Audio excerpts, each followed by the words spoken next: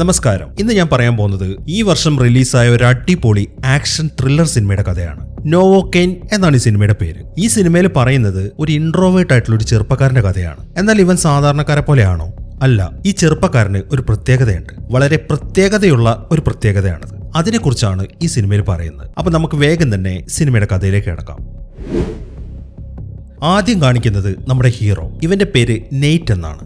വളരെ നിഷ്കളങ്കനായ എന്നാൽ ഇൻട്രോവേർട്ട് ആയ ഒരുത്തനാണ് ഇവൻ. ആരുമായിട്ടൊന്നും അധികം സംസാരിക്കാൻ പോകത്തില്ല. മാത്രമല്ല ആരുമായിട്ട് ഒരു പ്രശ്നത്തിനും അവൻ പോവാറില്ല. ഒരു ബാങ്കില് അസിസ്റ്റന്റ് മാനേജറായിട്ടാണ് ഇവൻ ജോലി ചെയ്യുന്നത്. ഇന്നത്തെ ദിവസം പതിവ് പോലെ തന്നെ അവൻ ബാങ്കിലേക്ക് എത്തി. അവിടെ ഇപ്പം ഒരു ബ്രീഫിംഗ് നടന്നുകൊണ്ടിരിക്കുകയാണ്. ഈ സമയത്താണ് ആ ബാങ്കിൽ ജോലി ചെയ്യുന്ന ഒരു റിസപ്ഷൻ സ്റ്റാഫ് അങ്ങോട്ട് വരുന്നത്. ഇവളുടെ പേര് ഷെറി എന്നാണ്. ഇവളിപ്പോൾ വളരെ കുറച്ച് ദിവസമായിട്ടേ ഉള്ളൂ ഈ ബാങ്കിൽ ജോയിൻ ചെയ്തിട്ട്. എന്നാൽ നമ്മുടെ നെയ്റ്റിന് ഇവളോടൊരു ക്രഷ് ഉണ്ട്. അവൻ ഇതുവരെയായിട്ടും ഗേൾ ഫ്രണ്ട് ഒന്നും ഉണ്ടായിട്ടില്ല. ആദ്യമായിട്ട് അവനൊരു ഇഷ്ടം തോന്നുന്നത് ഈ ഷെറിയുടെ അടുത്താണ്. ഇപ്പൊ അവൾ അങ്ങോട്ട് കയറി വരുമ്പോൾ അവൻ നൈസായിട്ട് അവളൊന്ന് നോക്കുന്നുണ്ട്. അവളും അത് ശ്രദ്ധിച്ചു. എന്നാൽ അവർ പരസ്പരം അങ്ങോട്ട് മൈൻഡ് ചെയ്യുന്നൊന്നുമില്ല. അങ്ങനെ ബ്രീഫിംഗ് ഒക്കെ കഴിഞ്ഞു. ഇപ്പൊ നെയ്റ്റ് അവന്റെ ഒരു കസ്റ്റമറുമായിട്ട് സംസാരിച്ചുകൊണ്ടിരിക്കുകയാണ്. ഈ കസ്റ്റമറുടെ പേര് ഏൾ എന്നാണ്. ഇയാൾ ഒരു കടയാണ് നടത്തുന്നത്. അതിനു വേണ്ടിയിട്ട് ഈ ബാങ്കിൽ നിന്ന് കുറച്ച് ലോണൊക്കെ എടുത്തിട്ടുണ്ടായിരുന്നു. എന്നാൽ അയാളുടെ ഒരുപാട് അടവുകൾ തെറ്റി. ഇപ്പൊ ആ കട ജപ്തിയുടെ വക്കിൽ നിൽക്കുകയാണ്. അതിൽ നിന്നൊക്കെ എങ്ങനെയെങ്കിലും ഒഴിവാകാൻ പറ്റുമോ എന്നറിയാൻ വേണ്ടിയിട്ടാണ് ഇയാൾ ഇപ്പം നെയ്റ്റിന്റെ അടുത്തേക്ക് വന്നിരിക്കുന്നത്. എന്നാൽ ഈ നെയ്റ്റ് ഉണ്ടല്ലോ, അവനൊരു പാവമാണ്. ആൾക്കാർ അങ്ങനെ വിഷമിക്കുന്നൊന്നും അവന് താങ്ങാൻ പറ്റത്തില്ല. അതുകൊണ്ട് തന്നെ അവൻ അയാൾക്ക് കുറച്ച് ദിവസം കൂടെ കൂട്ടിക്കൊടുക്കുകയാണ്. അങ്ങനെ കുറച്ച് ദിവസം കൂടെ കൂട്ടിക്കിട്ടിയപ്പം ഏള് വളരെ സന്തോഷത്തോടെ അവിടെ നിന്ന് പോവുകയും ചെയ്തു. അങ്ങനെ ഏളുമായിട്ടുള്ള മീറ്റിംഗ് കഴിഞ്ഞിട്ട് നെയ്റ്റ് അവന് കുടിക്കാൻ വേണ്ടി ഒരു കോഫി എടുക്കാൻ പോവാണ്. എന്നാൽ കോഫി എടുത്തുകൊണ്ടിരിക്കുമ്പോഴാണ് പെട്ടെന്ന് ആ ഷെറി അവന്റെ അടുത്തേക്ക് വരുന്നത്. അതിനിടയിൽ അവളുടെ കൈ അവന്റെ ദേഹത്ത് തട്ടുകയും ചെയ്തു. ഈ സമയം അവൻ കോഫി എടുക്കുന്ന ആയതുകൊണ്ട് അവളുടെ കൈ വന്ന് ഇടിച്ചപ്പം ആ തിളച്ച കോഫി അവന്റെ കയ്യിലാണ് ചെന്ന് വീഴുന്നത്. കൈ നല്ല രീതിയിൽ പൊള്ളുകയും ചെയ്തു. അത് കാണുന്ന ഷെറിക്കാണെങ്കിൽ വല്ലാത്ത വെപ്രാളമായി. അവളിങ്ങനെ വെപ്രാളപ്പെടുന്നത് കാണുമ്പോൾ നീ ടെൻഷൻ അടിക്കണ്ട, എനിക്കൊരു കുഴപ്പമില്ല, ഈ കാര്യം ഞാൻ നോക്കിക്കോളാം എന്ന് പറഞ്ഞിട്ട് അവൻ അവന്റെ ക്യാബിനിലേക്ക് തന്നെ തിരിച്ചുപോയി. എന്നാൽ ഷെറിക്ക് എന്തോ ആദ്യമായിട്ടാണ് അവർ ഇത്രയും അടുത്ത് മീറ്റ് ചെയ്യുന്നത്. അത് തന്നെ ഇപ്പൊ കൊളായി. അതുകൊണ്ട് തന്നെ അവനോട് ഒന്നുകൂടെ സംസാരിക്കാൻ വേണ്ടി അവൾ അവന്റെ ക്യാബിനിലേക്ക് എത്തി. അവൾ അങ്ങോട്ട് വന്ന ഉടനെ ആദ്യം തിരക്കുന്നത് അവന്റെ ആ മുറിവിനെ കുറിച്ചിട്ടാണ്. അതിന് കുഴപ്പമൊന്നും ഇല്ലാന്ന് മനസ്സിലാവുമ്പോൾ എന്നാൽ നമുക്കിന്ന് ലഞ്ച് കഴിക്കാൻ പോയാലോ എന്നാണ് അവൾ ചോദിക്കുന്നത്. ആദ്യം അവൻ അതിന് താല്പര്യം കാണിക്കുന്നില്ല. ഇപ്പൊ ഞാൻ വരുന്നില്ല, എനിക്ക് കുറച്ച് വർക്ക് ഉണ്ടെന്നാണ് പറയുന്നത്. അത് കേൾക്കുമ്പോൾ അങ്ങനെയാണെങ്കിൽ നിന്റെ തീരുമാനം മാറുമ്പോൾ എന്നെ അറിയിച്ചാൽ മതി എന്നും പറഞ്ഞിട്ട് അവൾ അവിടുന്ന് പോവുകയും ചെയ്തു. എന്നാൽ അവൾ അവിടെ നിന്ന് പോയി കഴിയുമ്പോഴാണ് നല്ലൊരു അവസരമാണ് മിസ്സാക്കിയത് എന്ന കാര്യം അവന് മനസ്സിലാവുന്നത്. അതുകൊണ്ട് തന്നെ അവൻ പെട്ടെന്ന് എഴുന്നേറ്റ് ചെന്നിട്ട് അവളെ വീണ്ടും വിളിക്കുകയാണ്. എന്നിട്ട് നമുക്കിന്ന് ലഞ്ച് കഴിക്കാൻ പോകാമെന്ന് സമ്മതിക്കുകയും ചെയ്യുന്നു. അങ്ങനെ ഉച്ചയായപ്പം അവരൊരു റെസ്റ്റോറന്റിലേക്ക് എത്തി. ഷെറി ഓർഡർ ചെയ്യുന്നത് അവൾക്ക് ഇഷ്ടപ്പെട്ട ഒരു കേക്കാണ്. എന്നാൽ നെയ്റ്റ് ആണെങ്കിൽ അങ്ങനെ ഒന്നും ഓർഡർ ചെയ്തിട്ടില്ല. ഈ സമയം ഷെറി എന്ത് ചെയ്യുന്ന വെച്ച് കഴിഞ്ഞാൽ അവള് കേക്ക് കഴിച്ചതിന് ശേഷം നീ ഇതൊന്ന് കഴിച്ചു നോക്കുന്നു പറഞ്ഞിട്ട് ഒരു സ്പൂണിൽ തോണ്ടിയിട്ട് അവൻ എടുത്തു കൊടുത്തു. എന്നാൽ അവൾ എത്ര നിർബന്ധിച്ചിട്ടും അവനത് കഴിക്കാൻ കൂട്ടാക്കുന്നില്ല. അത് കാണുന്ന അവക്കാണെങ്കിൽ ചെറുതായിട്ട് അങ്ങോട്ട് വിഷമമായി. അവളിങ്ങനെ വിഷമിച്ചിരിക്കുമ്പോൾ അവൻ എന്തുകൊണ്ടാണ് അത് കഴിക്കാത്തത് എന്നതിനെ കുറിച്ച് എക്സ്പ്ലെയിൻ ചെയ്യാൻ തുടങ്ങി. അതായത് ഇവന്റെ ശരീരത്തിന് വേദന അറിയത്തില്ല. ഇവന്റെ കൈ വെട്ടി മാറ്റിയാൽ പോലും കൈ വെട്ടി മാറ്റപ്പെട്ടു എന്നവൻ അറിയണമെന്നുണ്ടെങ്കിൽ അവനത് കണ്ണുകൊണ്ട് കാണണം. അതുകൊണ്ട് തന്നെ ഇങ്ങനത്തെ സോളിഡ് ആയിട്ടുള്ള ഫുഡൊന്നും അവൻ കഴിക്കത്തില്ല. ആകെ കഴിക്കുന്നത് ലിക്വിഡ് ആയിട്ടുള്ള ഫുഡാണ്. ഈ സോളിഡ് ആയിട്ടുള്ള ഫുഡ് കഴിച്ചാലുള്ള പ്രശ്നം അത് കഴിക്കുന്നതിനിടയിൽ അവൻ നാക്കെങ്ങാനും കടിച്ചു മുറിച്ചാലോ എന്ന ടെൻഷൻ കൊണ്ടാണ്. അങ്ങനെ നാക്ക് കടിച്ചു മുറിച്ചാൽ പോലും അവനത് അറിയത്തില്ല. അതും അവൻ തിന്നത്തേ ഉള്ളൂ. ഈ ഒരു പ്രശ്നം കൊണ്ടാണ് അവൻ ആ ഫുഡ് വേണ്ടാന്ന് പറഞ്ഞത്. അവന്റെ ആ ശരീരത്തിന്റെ പ്രശ്നമൊക്കെ കേൾക്കുമ്പോൾ അവൾക്ക് ശരിക്കും അത്ഭുതമായി. അപ്പൊ നീ ഒരു സൂപ്പർ ഹീറോ ആണല്ലോ എന്നാണ് അവള് ചോദിക്കുന്നത്. അങ്ങനെ അവള് വീണ്ടും ആ കേക്കിന്റെ കഷ്ണം അവന് നീട്ടാണ്.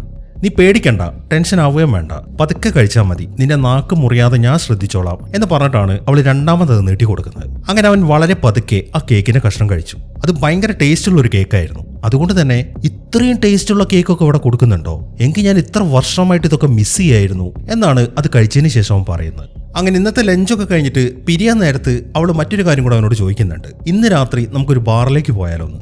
എന്നാൽ അവൻ അതിന് താല്പര്യം കാണിക്കുന്നില്ല. എനിക്ക് രാത്രി കുറച്ച് വർക്കുണ്ട് എന്നാണ് അവനതിന് മറുപടി പറയുന്നത്. അങ്ങനെ സമയം രാത്രിയായി. അവനിപ്പോൾ വീട്ടിലിരുന്നിട്ട് അവന്റെ വർക്ക് ചെയ്തുകൊണ്ടിരിക്കുകയാണ്. എന്നാൽ എന്താണ് അവൻ ചെയ്യുന്ന വർക്ക്? ഗെയിം കളിക്കുകയാണ്. അവൻ ഇതുവരെ കാണാത്ത അവന്റെ ഒരു ഫ്രണ്ടുമായിട്ട് ജോയിൻ ചെയ്തിട്ടാണ് അവനിപ്പോൾ ഗെയിം കളിക്കുന്നത്. ആ ഫ്രണ്ടിന്റെ പേര് റോസ്കോ എന്നാണ്. ഇവൻ ആകെയുള്ള ഒരു സുഹൃത്ത് ഈ റോസ്കോ ആണ്. അതുകൊണ്ട് തന്നെ അവന്റെ എല്ലാ കാര്യങ്ങളും ഇവൻ ഈ ഗെയിം കളിക്കുന്ന സമയത്ത് ഈ റോസ്കോന്റെ അടുത്ത് ഷെയർ ചെയ്യും. ഇപ്പൊ ഇന്നത്തെ ദിവസം ഷെറിയുമായിട്ട് സംസാരിച്ചതും ലഞ്ച് കഴിക്കാൻ പോയതും അവൾ അവനെ ഡിന്നർ ക്ഷണിച്ചതും അവനത് നിരസിച്ചതും ആ കാര്യങ്ങളൊക്കെ നെയ്റ്റ് റോസ്കോന്റെ അടുത്ത് പറഞ്ഞു. അതെല്ലാം കേൾക്കുമ്പോൾ നീ എന്ത് മണ്ടത്തരമാണ് നെയ്റ്റി കാണിച്ചത്? ഇത്രയും ദിവസമായിട്ട് നീ അവളുടെ കാര്യം തന്നെയല്ലായിരുന്നു എൻ്റെ അടുത്ത് പറഞ്ഞുകൊണ്ടിരുന്നത്. എന്നിട്ട് ഇപ്പൊ ഇത്രയും അടിപൊളി ഒരു അവസരം കിട്ടിയിട്ട് നീ അത് വേണ്ടാന്ന് വെച്ചോ? നീ വേഗം തന്നെ ഗെയിമിംഗ് ഒക്കെ മതിയാക്കി അവളുടെ കൂടെ പോകാൻ നോക്ക് എന്നാണ് റോസ്കോ അവൻ്റെ അടുത്ത് പറയുന്നത്. അങ്ങനെ റോസ്കോയും കൂടെ അങ്ങനെ പറയുമ്പോൾ പിന്നെ അവന് മറ്റൊന്നും ചിന്തിക്കാനില്ല. അങ്ങനെ അവൻ വേഗം തന്നെ അവളെ വിളിച്ചിട്ട് ആ ബാറിലേക്ക് പോവാണ്. അങ്ങനെ ബാറിലിരുന്ന് അവർ സംസാരിക്കുമ്പോഴാണ് നെയ്റ്റിന്റെ പഴയൊരു സ്കൂൾമേറ്റ് അങ്ങോട്ട് വരുന്നത്. കുറെ കാലത്തിന് ശേഷമാണ് ഇയാൾ നെയ്റ്റിനെ കാണുന്നത്. ഇവന് വേദന അറിയത്തില്ല എന്ന കാര്യം ഇവന്റെ ചില ഫ്രണ്ട്സിനൊക്കെ അറിയാം. അതുകൊണ്ട് തന്നെ ആ ഫ്രണ്ട്സ് എല്ലാവരും ഇവനെ വിളിക്കുന്നത് നോവോക്കെയിൻ എന്നാണ്. ഇപ്പോൾ ഈ സുഹൃത്ത് അങ്ങോട്ട് വന്നപ്പോഴും അവനെ നോവോക്കെയിൻ എന്നാണ് വിളിച്ചത്. ഈ കാര്യങ്ങളൊക്കെ ഷെറിയും ശ്രദ്ധിക്കുന്നുണ്ട്. അങ്ങനെ കുറച്ച് സമയം നെയ്റ്റിന്റെ അടുത്ത് സംസാരിച്ചതിന് ശേഷം ആ സുഹൃത്ത് അവന്റെ ബാക്കിയുള്ള ഫ്രണ്ട്സിന്റെ അടുത്തേക്ക് പോവുകയും ചെയ്യുന്നു. അങ്ങനെ അയാൾ അവിടെ നിന്ന് പോയി കഴിയുമ്പോഴാണ് നെയ്റ്റിന്റെ വാച്ചിൽ ഒരു അലാറം അടിക്കുന്നത്. ഇത് കുറേ നേരമായിട്ട് ഷെറി ശ്രദ്ധിക്കുന്നതാണ്. ഇടയ്ക്കിടയ്ക്ക് അവന്റെ വാച്ചിൽ ഇങ്ങനെ അലാറം അടിക്കും. ഇത് എന്തുകൊണ്ടാണ് ഇങ്ങനെ അലാറം അടിക്കുന്നത് എന്നാണ് അവൾ ചോദിക്കുന്നത്. അത് കേൾക്കുമ്പോൾ 3 മണിക്കൂർ കൂടുമ്പോൾ എനിക്ക് മൂത്രമൊഴിക്കാൻ പോകണം, അല്ലാന്നുണ്ടെങ്കിൽ എന്റെ ബ്ലാഡർ പൊട്ടിത്തെറിക്കുന്നത് ഞാൻ അറിയ പോലുമില്ല. അതുകൊണ്ടാണ് ഞാൻ അലാറം വെച്ചിരിക്കുന്നത്. ഞാൻ ഇപ്പൊ പോയിട്ടൊന്ന് മൂത്രം ഒഴിച്ചിട്ട് വരാമെന്ന് പറഞ്ഞിട്ട് അവൻ ബാത്റൂമിലേക്ക് പോയി. എന്നാൽ മൂത്രം ഒഴിച്ചിട്ട് തിരിച്ചു വരുമ്പോൾ അവൻ കാണുന്നത് നേരത്തെ പോയ അവന്റെ സുഹൃത്തുണ്ടല്ലോ, അയാൾ ഇപ്പൊ അവനിരുന്ന് സീറ്റിലിരുന്നിട്ട് ഷെറിയുടെ അടുത്ത് പഞ്ചാര അടിച്ചുകൊണ്ടിരിക്കുകയാണ്. അവനിങ്ങനെ ഓരോ തമാശ പറയുന്നുണ്ട്. അതൊക്കെ കേട്ട് ഷെറി ആണെങ്കിൽ ഇങ്ങനെ പൊട്ടിച്ചിരിച്ചുകൊണ്ടിരിക്കുകയാണ്. ഇതെല്ലാം കാണുമ്പോൾ നെയ്റ്റിനത് തീരെ സഹിക്കുന്നില്ല. അങ്ങനെ അവൻ അവരുടെ അടുത്തേക്ക് എത്തി. ഈ സമയത്താണ് ഷെറി അവർക്കൊരു ഡ്രിങ്ക് ഓഫർ ചെയ്യുന്നത്. ആദ്യമായിട്ട് അവൾ വാങ്ങി തന്നല്ലേ എന്ന് കരുതിയിട്ട് അവർ രണ്ടുപേരും അത് കുടിക്കുകയും ചെയ്തു. എന്നാൽ കുടിച്ചു കഴിഞ്ഞപ്പോൾ നെയ്റ്റിന്റെ സുഹൃത്തിന് അത് താങ്ങാൻ പറ്റുന്നില്ല. പെപ്പർ ഇട്ട സ്ട്രോങ് ആയിട്ടുള്ള ഒരു തരത്തിലുള്ള ആൽക്കഹോൾ ആയിരുന്നത്. എന്നാൽ നെയ്റ്റിന്റെ ശരീരത്തിൽ വേദന അറിയാത്തതുകൊണ്ട് അവൻ അത്ര വലിയ ഫീലൊന്നുമില്ല. ഇത് യഥാർത്ഥത്തിൽ ഷെറി അവന്റെ ആ ഫ്രണ്ടിന് കൊടുത്തൊരു പണിയായിരുന്നു. കുറെ നേരമായിട്ട് അയാൾ പഞ്ചാര അടിച്ചിട്ട് അവളെ ഇങ്ങനെ വെറുപ്പിച്ചുകൊണ്ടിരിക്കുകയാണ്. അവനൊന്നും തോന്നണ്ടല്ലോ എന്ന് വിചാരിച്ചിട്ടാണ് അവൾ ഇത്രയും സമയം അവന്റെ മുന്നിൽ ഇങ്ങനെ കളിച്ചു ചിരിച്ചിരുന്നത്. തീരെ സഹിക്കാൻ വയ്യാത്തോണ്ടാണ് ഇപ്പൊ അങ്ങനെ ഒരു പണി അവന് കൊടുത്തത്. അങ്ങനെ നല്ലൊരു കിടിലം പണി അയാൾക്ക് കൊടുത്തതിന് ശേഷം അവളെ നെയ്റ്റിനെയും കൊണ്ട് വെളിയിലേക്ക് ഇറങ്ങി. അതിനുശേഷം അവർ നേരെ പോകുന്നത് നെയ്റ്റിന്റെ ഫ്ലാറ്റിലേക്കാണ്. അങ്ങനെ ആ ഫ്ലാറ്റിൽ നിൽക്കുമ്പോഴാണ് അവളൊരു കാര്യം ശ്രദ്ധിക്കുന്നത്. അവന്റെ കയ്യിൽ കുറെ ടാറ്റു അടിച്ചിട്ടുണ്ട്. ഇത് കയ്യിലല്ലാതെ വേറെ എവിടെയെങ്കിലും അടിച്ചിട്ടുണ്ടോ എന്നാണ് അവൾ അടുത്തായിട്ട് ചോദിക്കുന്നത്. അത് കേൾക്കുമ്പോൾ എന്റെ ശരീരം മൊത്തത്തിൽ ഞാൻ ടാറ്റു അടിച്ചിട്ടുണ്ട്, ഇത് ഞാൻ സ്വന്തമായിട്ട് വരച്ചതാണ് എന്നാണ് അവനിതിന് മറുപടി പറയുന്നത്. അത് കേൾക്കുമ്പോൾ അവൾക്ക് ശരിക്കും കൗതുകമായി. അങ്ങനെ അവൾ അവന്റെ ഷർട്ട് അഴിച്ചിട്ട് ആ ടാറ്റു ഒക്കെ ചെക്ക് ചെയ്യാണ്. ഒരു വലിയ സ്റ്റോറി തന്നെ അവന്റെ ശരീരത്തിൽ ടാറ്റു ആയിട്ട് അടിച്ചു വെച്ചിട്ടുണ്ട്. അങ്ങനെ അന്ന് രാത്രി അവൾ അവന്റെ കൂടെ അവന്റെ വീട്ടിലായിരുന്നു. അവൻ രാവിലെ എഴുന്നേൽക്കുമ്പോൾ അവളാണെങ്കിൽ പോവുകയും ചെയ്തിട്ടുണ്ട്. എന്നാൽ രാവിലെ മുതൽ അവന് വല്ലാത്തൊരു ഉന്മേഷം. അവന്റെ ലൈഫിലേക്ക് ഇപ്പൊ ഒരു പെണ്ണുകൂടെ കടന്നു വന്നിരിക്കുകയാണ്. അതുകൊണ്ട് തന്നെ വളരെ എനർജറ്റിക് ആയിട്ടാണ് ഇന്നത്തെ ദിവസം അവൻ ജോലിക്ക് പോകുന്നത്. അങ്ങനെ പതിവ് പോലെ തന്നെ ബാങ്ക് തുടങ്ങി. എന്നാൽ ഈ സമയത്താണ് സാന്താക്ലോസിന്റെ വേഷം ധരിച്ച 3 ആൾക്കാർ ബാങ്കിലേക്ക് വരുന്നത്. ഇപ്പൊ ക്രിസ്മസ് അടുത്തിട്ടുണ്ട്, അതുകൊണ്ട് തന്നെ വേഷം കെട്ടി വന്ന ആൾക്കാരായിരിക്കും എന്നാണ് അവിടെ ഉണ്ടായിരുന്ന ആൾക്കാരൊക്കെ വിചാരിച്ചത്. എന്നാൽ അവർ പ്രതീക്ഷിച്ച പോലെ ആയിരുന്നില്ല. ആ സാന്താക്ലോസിന്റെ വേഷം ധരിച്ച 3 ആൾക്കാരും കൊള്ളക്കാരായിരുന്നു. വന്ന് കയറിയപ്പോൾ തന്നെ അവരവരുടെ തോക്കെടുത്തിട്ട് പൊട്ടിക്കാൻ തുടങ്ങി. അതോടുകൂടെ ആൾക്കാരെല്ലാം നിലവിളിച്ചിട്ട് താഴേക്ക് കിടക്കുകയാണ്. അങ്ങനെ അവന്മാരിൽ ഒരുത്തൻ നേരെ വന്നിട്ട് പിടിക്കുന്നത് ആ ബാങ്കിലെ മാനേജറെയാണ്. എന്നിട്ട് വോൾട്ട് തുറക്കാനുള്ള കീ എത്രയാണ് എന്നാണ് അയാൾ ബാങ്ക് മാനേജറോട് ചോദിക്കുന്നത്. പക്ഷെ എത്ര ചോദിച്ചിട്ടും ആ ബാങ്ക് മാനേജർ അത് പറയുന്നില്ല. അതുകൊണ്ട് തന്നെ ആ കള്ളൻ അയാളെ വെടിവെച്ച് കൊല്ലുകയും ചെയ്യുന്നു. അങ്ങനെ അയാളെ കൊന്നതിന് ശേഷം അവരടുത്തതായിട്ട് പിടിക്കുന്നത് അസിസ്റ്റന്റ് ബാങ്ക് മാനേജറെയാണ്. അതാണ് നെയ്റ്റ്. അങ്ങനെ അവർ നെയ്റ്റിനെ പിടിച്ചിട്ട് ആ കോഡ് എത്രയാന്ന് ചോദിച്ചു. എന്നാൽ നെയ്റ്റും അത് പറയാൻ കൂട്ടാക്കുന്നില്ല. എത്ര ചോദിച്ചിട്ടും അവൻ പറയാത്തത് കാണുമ്പോൾ അവർ നെയ്റ്റിനെ ശരിക്കിട്ട് ഉപദ്രവിക്കാൻ തുടങ്ങി. എന്നാൽ അവന് വേദന അറിയത്തില്ല എന്ന കാര്യമൊന്നും ഈ കള്ളന്മാർക്ക് അറിയത്തില്ലല്ലോ. അങ്ങനെ കുറെ അവൻ ഇടിച്ചതിന് ശേഷം അവരവനെ താഴേക്ക് ഇട്ടു. അവരിങ്ങനെ വീണ്ടും വീണ്ടും അവനെ ഉപദ്രവിക്കുന്നത് ഷെറിയും ശ്രദ്ധിക്കുന്നുണ്ട്. അവൻ അവരെ തടയാത്ത കാണുമ്പോൾ ഷെറി അതിലേക്ക് ഇടപെടുകയാണ്. അരുത്, അവനൊന്നും ചെയ്യരുത് എന്നാണ് അവൾ പറയുന്നത്. അത് കേൾക്കുമ്പോൾ അപ്പൊ ഷെറിക്ക് അവനോട് താല്പര്യമുണ്ട് എന്ന കാര്യം ആ കള്ളന്മാർക്ക് മനസ്സിലായി. അതുകൊണ്ട് തന്നെ അവർ നേരെ ചെന്നിട്ട് ഷെറിയെ പിടിക്കുകയാണ്. അതിനുശേഷം അവളുടെ തലയ്ക്ക് നേരെ തോക്ക് വെക്കുകയും ചെയ്തു. എന്നാൽ ഷെറിയുടെ തലയുടെ നേർക്ക് തോക്ക് വെച്ച് കാണുമ്പോൾ നെയ്റ്റ് ആ പാസ്വേഡ് പറഞ്ഞു കൊടുക്കുകയാണ്. അങ്ങനെ ഉടനെ തന്നെ അവരവിടുത്തെ വോൾട്ട് തുറന്നു. അതിനകത്ത് കുറെ പൈസ ഉണ്ടായിരുന്നു. അതെല്ലാം അവരവരുടെ ബാഗിലേക്ക് വാരിയിട്ടു. എന്നിട്ട് പുറത്തേക്ക് ഇറങ്ങാൻ തുടങ്ങുമ്പോഴാണ് പോലീസുകാരൊക്കെ അങ്ങോട്ട് വരുന്നത്. ഈ സമയം അവരെന്ത് ചെയ്യുന്നു വെച്ച് കഴിഞ്ഞാൽ ഹോസ്റ്റേജ് ആയിട്ട് ഷെറിയെ പിടിച്ചിട്ട് അവർ 3 പേരും വെളിയിലേക്ക് ഇറങ്ങാണ്. വെളിയിലേക്ക് ഇറങ്ങിയ ഉടനെ തന്നെ അവർ 2-3 പോലീസുകാരെ വെടിവെച്ച് വരുത്തി. എന്നിട്ട് പെട്ടെന്ന് അവരുടെ കാറിൽ കയറി അവിടെ നിന്ന് പോവാണ്. ഈ സമയമാകുമ്പോഴേക്കും നെയ്റ്റ് വെളിയിലേക്ക് ഇറങ്ങി. അവൻ നോക്കുമ്പോൾ ആ കള്ളന്മാരുടെ വണ്ടി അവിടെ നിന്ന് പോകുന്നതാണ് കാണുന്നത്. 2 വണ്ടികളിലായിട്ടാണ് ആ കള്ളന്മാർ അവിടെ നിന്ന് പോയത്. ഈ സമയം നെയ്റ്റ് നോക്കുന്നത് അവിടെയുള്ള പോലീസുകാരെയാണ്. അങ്ങോട്ട് വന്ന 3 പോലീസുകാർ അവിടെ മരിച്ചു കിടക്കുന്നുണ്ട്. ഇപ്പൊ ഷെറിയെ രക്ഷിക്കാൻ അവിടെ ആരുമില്ല. അതുകൊണ്ട് തന്നെ നെയ്റ്റ് എന്ത് ചെയ്യുന്ന വെച്ച് കഴിഞ്ഞാൽ അവിടെ കിടക്കുന്ന പോലീസുകാരന്റെ തോക്ക് എടുത്തിട്ട് ഒരു പോലീസ് വണ്ടിയിൽ തന്നെ ആ കള്ളന്മാരുടെ പുറകെ പോവാണ്. അങ്ങനെ കുറെ ദൂരം പോയി കഴിഞ്ഞിട്ട് ഒരു സ്ഥലത്ത് എത്തുമ്പോൾ ആ കള്ളന്മാര് 2 പേരും 2 വഴിക്ക് പിരിഞ്ഞു. പോലീസ് വണ്ടി കണ്ടതുകൊണ്ടാണ് അവരങ്ങനെ ചെയ്തത്. ഇപ്പൊ നെയ്റ്റിന് ശരിക്കും കൺഫ്യൂഷനായി. ഏത് വണ്ടിയിലാണ് ഷെറി ഉള്ളത് എന്ന കാര്യം അവൻ അറിയത്തില്ല. എങ്കിലും രണ്ടും കൽപ്പിച്ചിട്ട് അവൻ റൈറ്റിലേക്ക് എടുക്കുകയാണ്. അങ്ങനെ റൈറ്റിലേക്ക് പോയ ആ കള്ളന്റെ വണ്ടി അവൻ ഫോളോ ചെയ്യാൻ തുടങ്ങി. ഈ വണ്ടി ഓടിക്കുന്നവന്റെ പേര് ബെൻ എന്നാണ്. അവരിപ്പോ ഊടുവഴിയിലൂടെയാണ് പോയിക്കൊണ്ടിരിക്കുന്നത്. അങ്ങനെ കുറെ പോയി കഴിയുമ്പോൾ നെയ്റ്റിന്റെ വണ്ടി ആക്സിഡന്റ് ആയി. അതുകൊണ്ട് തന്നെ അവൻ വേഗം വണ്ടിയിൽ നിന്ന് വെളിയിലേക്ക് ഇറങ്ങി. ഈ സമയമാകുമ്പോഴേക്കും ആ കള്ളന്റെ വണ്ടി അവിടെ ബ്ലോക്ക് ആയിട്ടുണ്ട്. അയാൾ അവിടെ നിന്ന് ഇറങ്ങിയിട്ട് ആ ബ്ലോക്ക് മാറ്റാൻ ശ്രമിക്കുകയാണ്. ഈ സമയത്താണ് നെയ്റ്റ് ആ തോക്കുമായിട്ട് ആ കള്ളന്റെ അടുത്തേക്ക് ചെല്ലുന്നത്. മര്യാദയ്ക്ക് ഷെറി എങ്ങോട്ടാണ് കൊണ്ടുപോയിരിക്കുന്നതെന്ന് പറഞ്ഞോ, അല്ലാന്നുണ്ടെങ്കിൽ നിന്നെ ഞാൻ ഷൂട്ട് ചെയ്യും എന്നാണ് നെയ്റ്റ് പറയുന്നത്. എന്നാൽ നെയ്റ്റ് തോക്ക് പിടിച്ചിരിക്കുന്ന കണ്ടപ്പോൾ തന്നെ അവൻ തോക്ക് ഇതിനു മുമ്പ് യൂസ് ചെയ്തിട്ടില്ല എന്ന കാര്യം ആ കള്ളന് മനസ്സിലായി. അതുകൊണ്ട് കള്ളൻ എന്തെന്ന് വെച്ച് കഴിഞ്ഞാൽ ഒറ്റയടിക്ക് തന്നെ ബെന്നിനിടിച്ച് താഴേക്കിടാണ്. അതിനുശേഷം അവിടെ നിന്ന് ഓടാൻ തുടങ്ങി. അങ്ങനെ അവൻ നേരെ പോകുന്നത് ഒരു റെസ്റ്റോറന്റിന്റെ കിച്ചന്റെ അകത്തേക്കാണ്. ഈ സമയം നെയ്റ്റും അവന്റെ പുറകെ ചെന്നു. അങ്ങനെ ആ കിച്ചന്റെ അകത്ത് വെച്ചിട്ട് അവർ തമ്മിൽ ഫൈറ്റ് ചെയ്യാൻ തുടങ്ങി.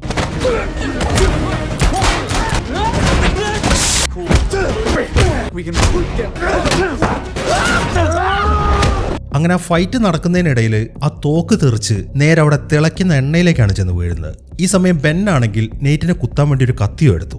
എന്നാൽ അത് കാണുന്ന നെയ്റ്റ് എന്ത് ചെയ്യുന്നു വെച്ച് കഴിഞ്ഞാൽ ആ തിളച്ച എണ്ണയിൽ കൈയിട്ടിട്ട് ആ തോക്കെടുക്കാണ്. അപ്പോഴേക്കും ബെൻ ആ കത്തിയുമായിട്ട് അവന്റെ അടുത്തേക്ക് എത്തി. അതിനിടയിൽ നെയ്റ്റ് ആണെങ്കിൽ അവന്റെ കഴുത്തിലേക്ക് വെച്ചിട്ട് വെടി പൊട്ടിക്കുകയും ചെയ്തു. അതോടുകൂടെ ബെന്ന് മരിച്ച് താഴേക്ക് വീഴാണ്. അങ്ങനെ ബെന്ന് മരിച്ചു കഴിയുമ്പോഴാണ് അവന്റെ ഫോണിൽ ഒരു മെസ്സേജ് വരുന്നത്. മറ്റൊരു കള്ളനാണ് മെസ്സേജ് അയച്ചിരിക്കുന്നത്. ഞങ്ങൾ നമ്മുടെ വർക്കിംഗ് പ്ലേസിലുണ്ട്, നീ ഇത് എവിടെയാണ് എന്ന് ചോദിച്ചിട്ടാണ് അവർ മെസ്സേജ് അയച്ചിരിക്കുന്നത്. നെയ്റ്റ് അത് വായിക്കുമ്പോൾ ഇവരുടെ വർക്കിംഗ് പ്ലേസ് എവിടെയാണ് എന്ന കാര്യം അവൻ അറിയത്തില്ല. അതാണ് ഇനി അവന് കണ്ടുപിടിക്കേണ്ടത്. എങ്കിൽ മാത്രമേ അവന് ഷെറിയെ രക്ഷപ്പെടുത്താൻ പറ്റൂ.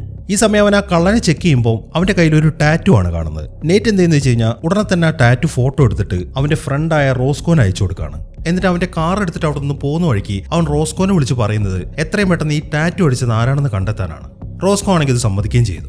ഈ സമയമാകുമ്പോഴേക്കും ആ പ്രശ്നം നടന്ന ബാങ്കിൽ പോലീസുകാരൊക്കെ എത്തിയിട്ടുണ്ട്. അവർ നോക്കുമ്പോൾ അവരുടെ കൂട്ടത്തിലുള്ള 3 പോലീസുകാരാണ് അവിടെ മരിച്ചു കിടക്കുന്നത്. അവിടെ നിന്ന് അവർക്ക് അറിയാൻ കഴിഞ്ഞത് അസിസ്റ്റന്റ് ബാങ്ക് മാനേജറാണ് ആ വോൾട്ട് തുറക്കാൻ കള്ളന്മാരെ സഹായിച്ചത്. മാത്രമല്ല അയാൾ അവിടെ നിന്ന് ഒരു പോലീസ് വണ്ടി എടുത്തുകൊണ്ട് പോവുകയും ചെയ്തു. അതുകൊണ്ട് തന്നെ ഈ അസിസ്റ്റന്റ് മാനേജറും ആ കള്ളന്മാരുടെ കൂട്ടത്തിലുള്ളതാണ് എന്നാണ് പോലീസുകാർ വിചാരിച്ചിരിക്കുന്നത്. ഈ പോലീസുകാരുടെ ക്യാപ്റ്റൻസ് 2 പേരാണ്. അതിൽ ആ ലേഡിയുടെ പേര് മിൻസി എന്നും മറ്റവന്റെ പേര് ഡഫി എന്നുമാണ്.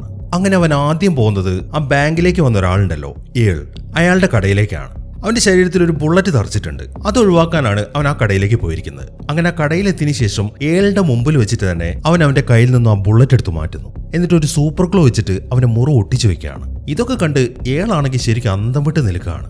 അങ്ങനെ ആ പരിപാടിയൊക്കെ കഴിഞ്ഞതിന് ശേഷം അവനൊരു മരുന്നും കൂടെ അവന്റെ ശരീരത്തിലേക്ക് ഇഞ്ചെക്ട് ചെയ്യുന്നുണ്ട്. അതിന് കാരണം എന്താണെന്ന് വെച്ച് കഴിഞ്ഞാൽ അവന് വേദന അറിയത്തില്ല എന്നേ ഉള്ളൂ. ശരീരത്തിന് എന്തെങ്കിലും പ്രശ്നം പറ്റിക്കഴിഞ്ഞാൽ ശരീരം അതിന് നല്ലതായിട്ട് പ്രതികരിക്കുന്നുണ്ട്. അതുകൊണ്ട് തന്നെ അവൻ ചിലപ്പോൾ തളർന്നു പോകും. അങ്ങനെ ഒരു അവസ്ഥ ഉണ്ടാവാതിരിക്കാൻ വേണ്ടിയിട്ടാണ് അവൻ ആ മരുന്ന് ഇഞ്ചെക്ട് ചെയ്യുന്നത്. അങ്ങനെ എല്ലാ പരിപാടികളും കഴിഞ്ഞിട്ട് ഏളിന് കുറച്ച് പൈസയും കൊടുത്തിട്ടാണ് അവൻ ആ കടയിൽ നിന്ന് ഇറങ്ങുന്നത്. ഇതേ സമയം തന്നെ ആ പോലീസുകാരാണെങ്കിൽ ആ കിച്ചണിലെത്തി. അവരവിടെ നോക്കുമ്പോൾ ബെൻ അവിടെ മരിച്ചു കിടക്കുന്നതാണ് കാണുന്നത്. മാത്രമല്ല ആ കിച്ചണിലുള്ള ആൾക്കാരുടെ അടുത്തൊക്കെ അന്വേഷിച്ചതിൽ നിന്നും ആ അസിസ്റ്റന്റ് ബാങ്ക് മാനേജറാണ് അയാളെ കൊന്നത് എന്ന കാര്യം അവർക്ക് മനസ്സിലായിട്ടുണ്ട്. അതുകൊണ്ട് തന്നെ മിൻസി ഉടനെ നെയ്റ്റിന്റെ നമ്പർ സംഘടിപ്പിച്ചിട്ട് അവന്റെ നമ്പറിലേക്ക് വിളിക്കുകയാണ്. നിങ്ങൾ മര്യാദയ്ക്ക് കീഴടങ്ങുന്നതായിരിക്കും നിങ്ങൾക്ക് നല്ലത്. അങ്ങനെയാണെങ്കിൽ ഞങ്ങളുടെ ജോലി കുറച്ചുകൂടെ എളുപ്പമായിരിക്കും എന്നാണ് മിൻസി നെയ്റ്റിന്റെ അടുത്ത് പറയുന്നത്. അത് കേൾക്കുന്ന നെയ്റ്റിന് ശരിക്കും ദേഷ്യമാണ് വരുന്നത്. അപ്പൊ ഈ ബാങ്ക് കൊള്ളയടിച്ചൊക്കെ ഞാനാണെന്നാണ് നിങ്ങൾ വിചാരിച്ചു വെച്ചിരിക്കുന്നത്. എന്നാൽ നിങ്ങൾക്ക് തെറ്റി. പിന്നെ ഇപ്പൊ ഞാൻ പോകുന്നത് എന്റെ ഗേൾ ഫ്രണ്ടിനെ രക്ഷിക്കാനാണ്. നിങ്ങൾക്കും ഉണ്ടാവുമല്ലോ മക്കള്, അവരാരെങ്കിലും പിടിച്ചോണ്ട് പോയാൽ നിങ്ങൾ എന്ത് ചെയ്യും? ഇങ്ങനെയുള്ള ക്വസ്റ്റ്യൻസ് ഒക്കെയാണ് അവൻ തിരിച്ചു ചോദിക്കുന്നത്. മക്കളുടെ കാര്യം ചോദിക്കുമ്പോൾ അവർക്ക് ശരിക്കും വിഷമമായി. കാരണം അവർക്കൊരു കുഞ്ഞു മകളാണുള്ളത്. അതുകൊണ്ട് തന്നെ എന്നാ പിന്നെ നിങ്ങൾ നിങ്ങളുടെ ഇഷ്ടം പോലെ ചെയ്യുന്നു പറഞ്ഞിട്ട് അവൾ ഫോൺ കട്ട് ചെയ്യുകയും ചെയ്യുന്നു. ഇതേ സമയം തന്നെ ബാക്കി 2 കള്ളന്മാരും ഇപ്പൊ അവരുടെ ഹൈഡൌട്ടിലാണ്. ഷെറി അവിടെ ഇരിക്കുന്നുണ്ട്. ഈ കള്ളന്മാരിൽ ഒരുത്തിന്റെ പേര് ആൻഡ്രെ എന്നാണ്. ഇയാളുടെ ബ്രദറാണ് ആ മരിച്ചുപോയ ബെൻ. മറ്റവന്റെ പേര് സൈമൺ എന്നാണ്. ഇപ്പൊ അവർ സംസാരിക്കുന്നത് ബെന്നിനെ കുറിച്ചാണ്. ബെന്നിന്റെ ചേട്ടനായ ആൻഡ്രയ്ക്ക് നല്ല ടെൻഷൻ ഉണ്ട്. കാരണം ഇത്ര സമയമായിട്ടും ബെൻ അവരുടെ അടുത്തേക്ക് എത്തിയിട്ടില്ല. അവനിനി എന്തെങ്കിലും പറ്റി കാണുമോ എന്ന ടെൻഷനിലാണ് ആൻഡ്രെ നിൽക്കുന്നത്. എന്നാൽ സൈമൺ ആണെങ്കിൽ ഓരോന്നൊക്കെ പറഞ്ഞ് അവരെ സമാധാനിപ്പിക്കുകയാണ്. അങ്ങനെ അവനെ സമാധാനിപ്പിച്ചതിന് ശേഷം സൈമൺ നേരെ പോകുന്നത് ഷെറിയുടെ അടുത്തേക്കാണ്. ഇവിടെയാണ് ഒരു സസ്പെൻസ് റിവീൽ ആവുന്നത്. അതായത് ഇവരുടെ ഈ ബാങ്ക് മോഷണത്തില് ഈ ഷെറി ഉൾപ്പെട്ടിട്ടുണ്ട്. അവളും ഇവരുടെ ഒരു ഗ്യാങ്ങിലുള്ളതാണ്. ശരിക്കും പറഞ്ഞു കഴിഞ്ഞാൽ ഈ സൈമൺ ഉണ്ടല്ലോ, അവന്റെ ഒരു സിസ്റ്റർ ആണ് അവള്. ഈ ബാങ്ക് കൊള്ളടിക്കാൻ വേണ്ടിയിട്ട് തന്നെയാണ് അവൾ ആ ബാങ്കിൽ ജോയിൻ ചെയ്തതും നെയ്റ്റിന്റെ അടുത്ത് പ്രണയത്തിലായതും ആ പാസ്വേഡ് അടിച്ചു മാറ്റാൻ വേണ്ടിയിട്ട്. എന്നാൽ അവിടുത്തെ ബാങ്ക് മാനേജർ മരിക്കും എന്ന കാര്യം അവള് തീരെ പ്രതീക്ഷിച്ചിരുന്നില്ല. ആ കാര്യങ്ങളൊക്കെ വളരെ ദേഷ്യത്തോടെയാണ് ഷെറി ഇപ്പൊ സൈമണിന്റെ അടുത്ത് പറയുന്നത്. അതെല്ലാം കേൾക്കുമ്പോൾ നമ്മൾ കാരണം ഇതിനു മുമ്പ് ആൾക്കാർ മരിച്ചിട്ടുണ്ടല്ലോ, ഇതിപ്പോ അബദ്ധത്തിൽ പറ്റിപ്പോയതാണ്, നീ അതോർത്തൊന്നും ടെൻഷൻ അടിക്കണ്ട, നമുക്ക് എങ്ങനെയെങ്കിലും ഇവിടെ നിന്ന് രക്ഷപ്പെടാനുള്ള പരിപാടി നോക്കാം എന്നൊക്കെയാണ് സൈമൺ പറയുന്നത്. അങ്ങനെ കുറച്ച് സമയങ്ങൾ കഴിഞ്ഞു. നെയ്റ്റിനിപ്പം ബെൻ എവിടെ വെച്ചിട്ടാണ് ആ ടാറ്റു അടിച്ചത് എന്ന കാര്യം മനസ്സിലായിട്ടുണ്ട്. റോസ്കോ ആണ് അത് വിളിച്ചു പറഞ്ഞിരിക്കുന്നത്. അതിനെ തുടർന്ന് അവൻ ആ ടാറ്റു അടിക്കുന്ന കടയിലേക്ക് ചെന്നിരിക്കുകയാണ്. ഒരു ടാറ്റു അവന്റെ ദേഹത്തും അടിക്കണം എന്ന് പറഞ്ഞിട്ടാണ് അവൻ അങ്ങോട്ട് പോയിരിക്കുന്നത്. എന്നാൽ ടാറ്റു അടിക്കാൻ വരുന്നത് വളരെ ഭീമാകാരനായിട്ടുള്ളൊരു മനുഷ്യനാണ്. അയാൾ ഏത് ടാറ്റു ആണ് അടിക്കേണ്ടതെന്ന് ചോദിക്കുമ്പോൾ എന്റെ ഫ്രണ്ട് ഒരു ടാറ്റു എനിക്ക് സജസ്റ്റ് ചെയ്തിട്ടുണ്ട് എന്ന് പറഞ്ഞിട്ട് അവൻ ബെന്നിന്റെ ശരീരത്തിൽ ഉണ്ടായിരുന്ന ടാറ്റു അയാൾക്ക് കാണിച്ചു കൊടുക്കുകയാണ്. അത് കാണുമ്പോൾ ഓ നീ ബെന്നിന്റെ ഫ്രണ്ട് ആണല്ലേ എന്ന് പറഞ്ഞിട്ട് അയാൾ ടാറ്റു അടിക്കാനുള്ള സാധനങ്ങളൊക്കെ എടുത്തു. അങ്ങനെ അയാൾ ടാറ്റു അടിക്കാൻ തുടങ്ങുമ്പോഴാണ് നെയ്റ്റ് അടുത്തതായിട്ട് അയാളുടെ അടുത്തൊരു കാര്യം ചോദിക്കുന്നത്. അവനിപ്പോ ബെന്നിന്റെ ഡീറ്റെയിൽസ് അറിയണം, അതിനു വേണ്ടിയിട്ടാണ് അവൻ അങ്ങനെ സംസാരിക്കുന്നത്. അതായത് അപ്പൊ നിങ്ങളും ബെന്നുമായിട്ട് നല്ല അടുപ്പത്തിലാണോ, എന്നാ പിന്നെ ബെന്നിന്റെ സെക്കൻഡ് നെയിം എനിക്കൊന്ന് പറഞ്ഞു തന്നേ എന്നാണ് അവൻ ചോദിക്കുന്നത്. നെയ്റ്റ് അത് ചോദിക്കുമ്പോൾ ആ ടാറ്റു അടിക്കുന്ന ആൾക്ക് എന്തോ സംശയം തോന്നുന്നുണ്ട്. നീ അവന്റെ ഫ്രണ്ട് അല്ലേ, അപ്പൊ നിനക്കറിയാതിരിക്കും അവന്റെ സെക്കൻഡ് നെയിം എന്നാണ് അയാൾ ചോദിക്കുന്നത്. പെട്ടെന്ന് അയാൾ അത് തിരിച്ചു ചോദിച്ചപ്പോൾ അവന് പിന്നെ ഒന്നും പറയാനില്ല. അതുകൊണ്ട് തന്നെ അയാളുടെ സംശയം കൂടി. ഇവന് ബെന്നിനെ യഥാർത്ഥത്തിൽ അറിയത്തില്ല എന്ന കാര്യമൊക്കെ മനസ്സിലായി. അതുകൊണ്ട് തന്നെ അയാൾ വേഗം ചെന്നിട്ടൊരു കത്തി എടുക്കുകയാണ്. എന്നാൽ അപ്പോഴേക്കും നെയ്റ്റ് ആണെങ്കിൽ അവന്റെ തോക്കെടുത്തു. പിന്നീട് അങ്ങോട്ട് നടക്കുന്നത് അവർ തമ്മിലുള്ള ഫൈറ്റാണ്.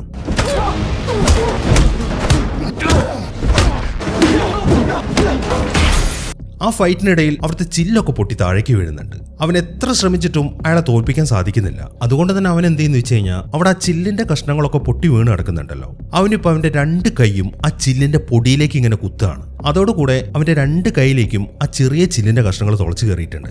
ആ പരിപാടികളൊക്കെ ചെയ്തതിന് ശേഷം അവൻ അയാളുടെ നേർക്ക് ഒരൊറ്റ ചാട്ടം ചാടിയിട്ട് രണ്ട് കൈ വെച്ചിട്ട് അയാളുടെ കണ്ണിനൊരു കുത്തു കൊടുക്കുകയാണ്. നിറയെ ചില്ലുകളായതുകൊണ്ട് അയാളുടെ രണ്ട് കണ്ണിലും ചില്ലുകൾ തുളച്ചു കയറി. ഇപ്പൊ അയാൾക്ക് കണ്ണൊന്നും കാണുന്നില്ല. അയാൾ താഴേക്ക് വീഴുകയും ചെയ്തു. അങ്ങനെ അവൻ വീണ്ടും ബെന്നിന്റെ സെക്കൻഡ് നെയിമാണ് അയാളുടെ അടുത്ത് ചോദിക്കുന്നത്. എന്നാൽ അവൻ എത്ര ചോദിച്ചിട്ടും അയാൾ അത് പറയുന്നില്ല. അപ്പൊ നീ പറയത്തില്ലല്ലേ, എന്നാ പിന്നെ നിന്നെ കൊണ്ട് പറയിപ്പിച്ചിട്ട് തന്നെ കാര്യം എന്ന് പറഞ്ഞിട്ട് അവൻ അവിടെ വെച്ചിരിക്കുന്ന ആ ടാറ്റു അടിക്കുന്ന മെഷീൻ എടുക്കുകയാണ്. എന്നിട്ട് ആ മെഷീൻ വെച്ച് അയാളുടെ കഴുത്തിൽ ഇങ്ങനെ കുത്തി വരയ്ക്കാൻ തുടങ്ങി. നല്ല പെയിൻഫുൾ ആയതുകൊണ്ട് തന്നെ അയാൾ ഇപ്പൊ ബെന്നിന്റെ സെക്കൻഡ് നെയിം പറഞ്ഞു കൊടുക്കുകയാണ്. ക്ലെയർ എന്നാണ് അവന്റെ സെക്കൻഡ് നെയിം. അങ്ങനെ സെക്കൻഡ് നെയിമും കൂടെ കിട്ടിക്കഴിയുമ്പോൾ അവൻ വേഗം അവന്റെ ബാങ്കിലേക്ക് തന്നെ വിളിച്ചു. എന്നിട്ട് ഈ ബെൻ ക്ലെയർ എന്ന ആളുടെ ഫുൾ ഡീറ്റെയിൽസ് എടുക്കാനാണ് അവൻ പറയുന്നത്. അവരാണെങ്കിൽ ഉടനെ തന്നെ ഡീറ്റെയിൽസ് എടുത്ത് അവന് പറഞ്ഞു കൊടുക്കുകയും ചെയ്തു.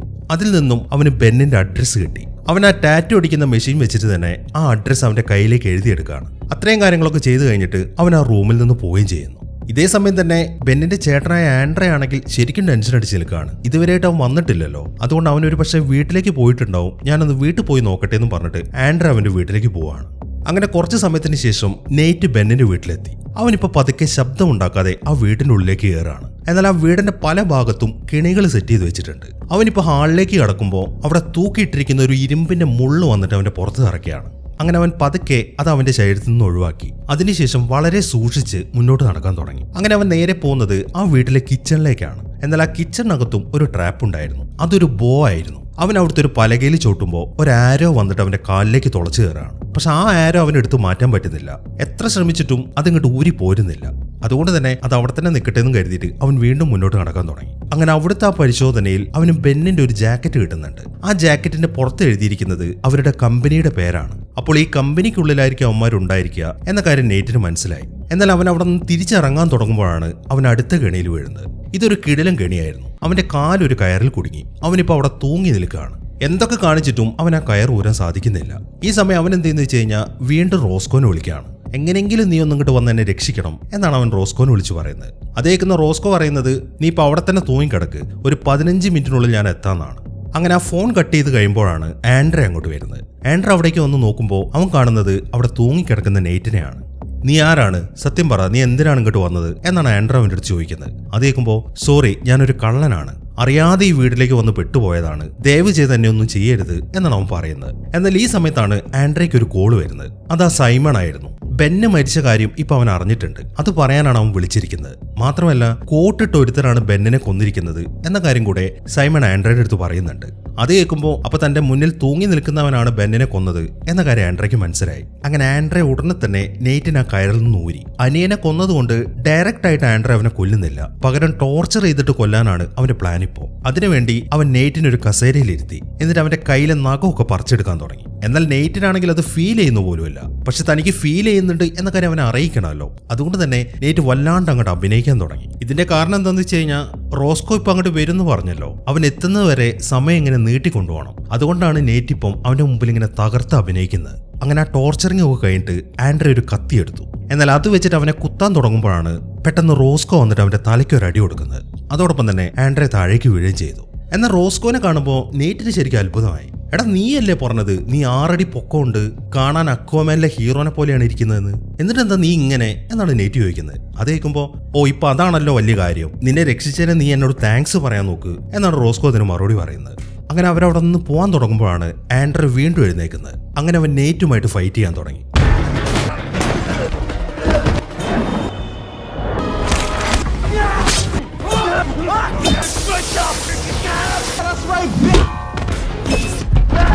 അങ്ങനെ ആ ഫൈറ്റ് നടക്കുമ്പോഴാണ് റോസ്കോ ഒരു കത്തി എടുത്തിട്ട് നെയ്റ്റിന് എറിഞ്ഞു കൊടുക്കുന്നത്. എന്നാൽ അത് പിടിക്കുമ്പോഴേക്കും അത് അവന്റെ കയ്യിൽ തുളച്ചു കയറി. എങ്കിലും അവനത് വലിച്ചൂരാനൊന്നും നിൽക്കുന്നില്ല.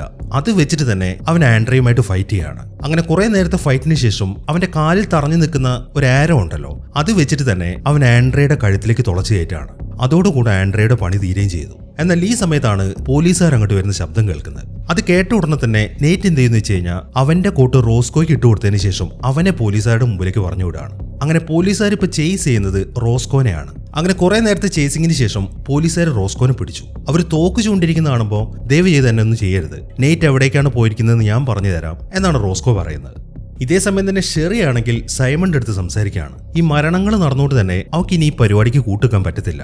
അതുകൊണ്ട് തന്നെ അവള് പറയുന്നത് ആ പൈസ മൊത്തം നീ എടുത്തോ, എന്നെ വിട്ടേക്ക്, ഞാൻ ഇവിടെ നിന്ന് പോയിക്കോളാന്നാണ്. എന്നാൽ സൈമൺ അതിന് സമ്മതിക്കുന്നില്ല. നീ എങ്ങാനും പോയി കഴിഞ്ഞാൽ നിന്നെ ഞാൻ കൊല്ലും എന്ന് പറഞ്ഞിട്ട് അവൻ അവന്റെ തോക്കെടുത്തു. എന്നാൽ ഈ സമയത്താണ് നെയ്റ്റ് അങ്ങോട്ട് വരുന്നത്. ഒരു തോക്കും ചൂണ്ടിക്കൊണ്ടാണ് അവൻ സൈമണിന്റെ അടുത്തേക്ക് വരുന്നത്. അത് കാണുന്ന സൈമണ് ചിരിയാണ് വരുന്നത്. അപ്പൊ നീ നിന്റെ ഗേൾ ഫ്രണ്ടിനെ രക്ഷിക്കാൻ വേണ്ടിയിട്ടാണോ വന്നിരിക്കുന്നത്? യഥാർത്ഥത്തിൽ ഇവൾ ആരാണെന്ന് നിനക്കറിയോ? എന്നാ കേട്ടോ, ഇവക്കും ഈ മോഷണത്തിൽ പങ്കുണ്ട്. ഇവൾ എന്റെ സിസ്റ്ററാണ് എന്നാണ് സൈമൺ നെയ്റ്റിന്റെ അടുത്ത് പറയുന്നത്. അത് കേൾക്കുന്ന നെയ്റ്റിന് ശരിക്കൊരു ഷോക്കായിരുന്നു. അപ്പൊ അവളെ തന്നെ പറ്റിക്കായിരുന്നു എന്ന കാര്യം അവന് മനസ്സിലായി. അങ്ങനെ അവനിങ്ങനെ ഷോക്കേറ്റ പോലെ നിൽക്കുന്ന സമയത്ത് സൈമൺ ആണെങ്കിൽ അവൻ ഇടിച്ചു വീഴ്ത്തുകയും ചെയ്തു. അങ്ങനെ നെയ്റ്റിനെ ഇടിച്ചു വീഴ്ത്തിയതിനു ശേഷം അവിടെ ഒരു കാറ് തൂക്കിയിട്ടിട്ടുണ്ട്. അവനത് താഴ്ത്താൻ തുടങ്ങി. നേരെ നെയ്റ്റിന്റെ മുഖത്തേക്കാണ് അവൻ ആ കാറിന്റെ ടയർ താഴ്ത്തുന്നത്. എന്നാൽ ഷെറിക്ക് യഥാർത്ഥത്തിൽ ഈ നെയ്റ്റിനോട് ഇഷ്ടമുണ്ട്. അതുകൊണ്ട് തന്നെ അവൻ നെയ്റ്റിനെ ഉപദ്രവിക്കുന്ന കാണുമ്പോൾ അവൾ വേഗം ചെന്നിട്ട് സൈമണെ പിടിച്ച് വലിക്കുകയാണ്. അത് കാണുന്ന സൈമൺ ആണെങ്കിൽ അവൾക്കിട്ടൊരൊറ്റ അടി കൊടുക്കുകയും ചെയ്തു. അതിനുശേഷം അവൻ അവന്റെ തോക്കെടുത്തിട്ട് അവളുടെ നെറ്റിയിലേക്ക് വെക്കുകയാണ്. എന്നാൽ പെട്ടെന്നാണ് ഒരു വെടി പൊട്ടുന്നത്. അത് സൈമന്റെ വയറ്റിലാണ് കൊണ്ടിരിക്കുന്നത്. പോലീസുകാരാണ് ഷൂട്ട് ചെയ്തിരിക്കുന്നത്. അങ്ങനെ അവനെ ഷൂട്ട് ചെയ്ത് വീഴ്ത്തിയതിനു ശേഷം അവർ ഷെറിയെ അറസ്റ്റ് ചെയ്തു. മാത്രമല്ല അവർ നെയ്റ്റിന് ഒരു സ്ട്രെച്ചറിൽ കടത്തിയിട്ട് പുറത്തേക്ക് കൊണ്ടുപോവുകയും ചെയ്തു. അങ്ങനെ ആ കാര്യങ്ങളൊക്കെ കഴിഞ്ഞിട്ട് എല്ലാവരും പുറത്തേക്ക് ഇറങ്ങുമ്പോഴാണ് പെട്ടെന്നൊരു വെടി പൊട്ടുന്നത്. അത് ആ ഡഫിയുടെ കഴുത്തിനാണ് കൊണ്ടിരിക്കുന്നത്. അതോടുകൂടെ അയാൾ മരിച്ച് താഴേക്ക് വീഴുകയും ചെയ്തു. ആ വെടി പൊട്ടിച്ചത് സൈമൺ ആണ്. വയറിന്റെ സൈഡിൽ വെടി കൊണ്ടുകൊണ്ട് അവൻ അങ്ങനെ വലിയ കുഴപ്പമൊന്നും പറ്റിയിട്ടില്ല. അങ്ങനെ അവൻ അടുത്തതായിട്ട് ആ മിൻസിക്ക് നേരെ ഷൂട്ട് ചെയ്തു. അത് അവളുടെ വയറിനാണ് കൊള്ളുന്നത്. അങ്ങനെ ആ പോലീസുകാരെയൊക്കെ വെടിവെച്ച് വീഴ്ത്തിയതിനു ശേഷം സൈമൺ ആ പൈസയുമായിട്ട് പുറത്തേക്ക് ഇറങ്ങി. ഈ സമയം അവിടെ ഒരു ആംബുലൻസ് നിർത്തിയിട്ടുണ്ട്. അതിനകത്താണ് നെയ്റ്റിനെ കടത്തിയിരിക്കുന്നത്. അങ്ങനെ ആ ആംബുലൻസിലെ ആൾക്കാരെയും കൂടെ കൊന്നിട്ട് സൈമൺ വേഗം ആംബുലൻസ് എടുത്തിട്ട് അവിടെ നിന്ന് പോവാണ്. ഇതെല്ലാം ഷെറിയും കാണുന്നുണ്ട്. അവിടെ എന്തെന്ന് വെച്ച് കഴിഞ്ഞാൽ അവിടെ താഴെ വീണ് കിടക്കുന്ന മിൻസിയെ പൊക്കിയെടുത്തിട്ട് അവരുടെ കാറിലേക്ക് കയറി. അതിനകത്ത് റോസ്കോ ഇരിക്കുന്നുണ്ട്. അങ്ങനെ ഉടനെ തന്നെ ഷെറി ആ ആംബുലൻസിനെ ഫോളോ ചെയ്യാൻ തുടങ്ങി. ഈ സമയമാകുമ്പോഴേക്കും ആ ആംബുലൻസ് ഓടിക്കുന്നത് സൈമൺ ആണ് എന്ന കാര്യം നെയ്റ്റിന് മനസ്സിലായി. അതുകൊണ്ട് തന്നെ അവൻ ആ സ്ട്രെച്ചറിൽ നിന്ന് എഴുന്നേൽക്കുകയാണ്. എത്രയും പെട്ടെന്ന് അവന്റെ കയ്യിലെ വിലം കഴിക്കണം. അതിനുവേണ്ടി അവൻ എന്തെന്ന് വെച്ച് കഴിഞ്ഞാൽ അവിടെ ഒരു ഫയർ എക്സ്റ്റിംഗ്വിഷർ വെച്ചിട്ടുണ്ട്. അതെടുത്തിട്ട് അവൻ അവന്റെ വിരൽ ട്വിസ്റ്റ് ചെയ്യാണ്. അതിനുശേഷം അവൻ ആ വിലങ്ങ് ഊരിയെടുക്കുകയും ചെയ്തു. എന്നാൽ സൈമൺ ഇതൊന്നും അറിഞ്ഞിട്ടില്ല. അവൻ വളരെ വേഗത്തിൽ ആ ആംബുലൻസ് ഓടിച്ചുകൊണ്ട് പോകുന്നത് അവിടെയുള്ള ഒരു പോർട്ടിലേക്കാണ്. അവിടെ അവനെയും വെയിറ്റ് ചെയ്തുകൊണ്ട് ഒരു ബോട്ട് നിൽക്കുന്നുണ്ട്. ആ ബോട്ടിൽ കയറിയിട്ട് ആ പൈസയുമായിട്ട് രക്ഷപ്പെടാനാണ് അവന്റെ ശ്രമം. ഈ കാര്യമൊക്കെ ഷെറിക്കും അറിയാം. പക്ഷെ അവനെ തടഞ്ഞേ പറ്റൂ. അതിനുവേണ്ടി നെയ്റ്റ് എന്ത് ചെയ്യുന്നു വെച്ച് കഴിഞ്ഞാൽ ഈ ആംബുലൻസിൽ ഉണ്ടാവുന്ന ഡീഫിബ്രിലേറ്റർ ഉണ്ടല്ലോ, CPR കൊടുക്കുന്നത്, അവൻ ആ സാധനം എടുത്തിട്ട് സൈമനെ ഷോക്ക് അടിപ്പിക്കുകയാണ്. അതോടുകൂടെ വണ്ടിയുടെ നിയന്ത്രണം വിട്ടിട്ട് അത് മറിയുകയും ചെയ്തു. എന്നാൽ വണ്ടി മറിഞ്ഞിട്ടും സൈമണ് വലിയ കുഴപ്പമൊന്നും പറ്റിയിട്ടില്ല. അവൻ പിന്നെ എഴുന്നേറ്റ് വന്നിട്ട് നെയ്റ്റിനെ പിടിച്ചിടിക്കാൻ തുടങ്ങി. അങ്ങനെ കുറെ നേരം ഇടിച്ചിട്ട് സൈമൺ നെയ്റ്റിന്റെ കൈ അങ്ങോട്ട് ഒടിച്ചു കളയാണ്. അതോടുകൂടെ അവന്റെ എല്ലൊക്കെ പുറത്തേക്ക് വന്നിട്ടുണ്ട്.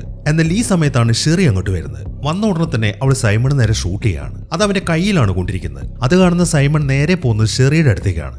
അതിനുശേഷം അവളെ പിടിച്ചിടിക്കാൻ തുടങ്ങി. ഇതെല്ലാം നെയ്റ്റും കാണുന്നുണ്ട്. പക്ഷെ അവന്റെ ശരീരം വല്ലാണ്ട് തളർന്നിരിക്കുകയാണ്. അവൻ എഴുന്നേക്കാൻ പറ്റുന്നില്ല. എന്നാൽ അതിനിടയിലാണ് അവന്റെ ശരീരത്തിൽ കുത്തിവെക്കുന്ന മരുന്ന് അവൻ കാണുന്നത്. അത് കുറച്ച് അപ്പുറത്തേക്ക് ഇങ്ങനെ തെറിച്ച് വീണ് കിടക്കുകയാണ്. അവൻ വളരെ കഷ്ടപ്പെട്ടിട്ട് അതിൽ നിന്നൊരു സിറിഞ്ച് എടുത്തിട്ട് അവന്റെ ശരീരത്തിലേക്ക് കുത്തിവെച്ചു. അതോടുകൂടെ അവന്റെ ശരീരത്തിൽ ആ തളർച്ചയൊക്കെ മാറി. അങ്ങനെ പെട്ടെന്ന് തന്നെ അവൻ അവിടെ നിന്ന് എഴുന്നേൽക്കുകയാണ്. അതിനുശേഷം അവൻ സൈമന്റെ അടുത്തേക്ക് എത്തി. അവന്റെ ആ ഒടിഞ്ഞ കയ്യിലെ ബോൺ ഇങ്ങനെ പുറത്തേക്ക് തള്ളി നിൽക്കുകയാണല്ലോ. അവൻ അത് വെച്ചിട്ട് തന്നെ സൈമന്റെ കഴുത്തിലേക്ക് കുത്തിയിറക്കുന്നു. അതോടുകൂടെ സൈമന്റെ പണി തീരുകയും ചെയ്തു. എന്നാൽ ഈ സമയമാകുമ്പോഴേക്കും നെയ്റ്റ് ആണെങ്കിൽ തളർന്ന് താഴേക്ക് വീഴുകയും ചെയ്തിട്ടുണ്ട്. അത് കണ്ട് വളരെ സങ്കടത്തോടെ ഷെറി അവന്റെ അടുത്തേക്ക് എത്തി. ഈ സമയം അവൻ അവന്റെ ഇഷ്ടം അവളുടെ അടുത്ത് തുറന്നു പറയാണ്. അങ്ങനെ ഈ സംഭവത്തിന് ശേഷം കുറേ ദിവസങ്ങൾ കഴിഞ്ഞിട്ടാണ് അവന് ബോധം വരുന്നത്. ഇത്രയും ദിവസമായിട്ട് അവൻ കോമയിലായിരുന്നു. അവന് ബോധം വരുമ്പോൾ റോസ്കോ അവന്റെ കൂടെ നിൽക്കുന്നുണ്ട്. ഈ സമയത്താണ് ആ പോലീസ് ഓഫീസറായ മിൻസി അങ്ങോട്ട് വരുന്നത്. പോലീസുകാർ നെയ്റ്റിനെതിരെ കേസ് എടുത്തെങ്കിലും അവൻ ജയിലിലൊന്നും കിടക്കേണ്ട ആവശ്യമില്ല. 6 മാസം അവൻ ഹൗസ് അറസ്റ്റിലായിരിക്കും. അതായത് അവന് വീട്ടിൽ തന്നെ താമസിക്കാം. പക്ഷെ വീട് വിട്ട് അങ്ങോട്ടും പോകാൻ പറ്റത്തില്ല.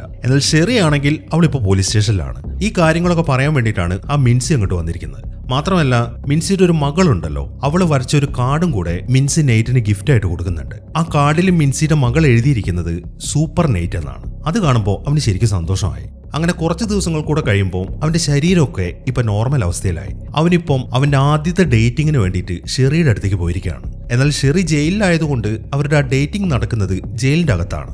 ഇന്നത്തെ ദിവസവും ഷെറിയുടെ ഏറ്റവും ഫേവറേറ്റ് ആയിട്ടുള്ള ആ കേക്കാണ് അവർ ഓർഡർ ചെയ്തിരിക്കുന്നത്. അങ്ങനെ അവരുടെ സംസാരങ്ങൾക്ക് ശേഷം നമുക്ക് കുറച്ച് ദിവസങ്ങൾക്കുള്ളിൽ വീണ്ടും കാണാമെന്ന് പറഞ്ഞിട്ട് ഷെറി അവളുടെ സെല്ലിലേക്ക് പോവാണ്.